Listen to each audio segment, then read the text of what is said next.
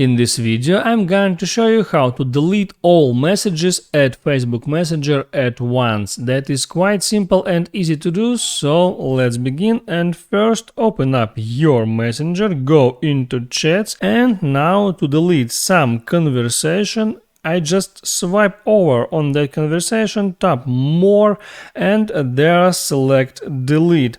After that, I need to confirm that action. I just did that, and now that conversation was successfully deleted. And that's the way how you can do. You can swipe over on every conversation, tap more, select delete, and confirm that action to delete each of that conversation. Unfortunately, there are no option to delete all conversation at once. There is just one way to do that, is to create new profile.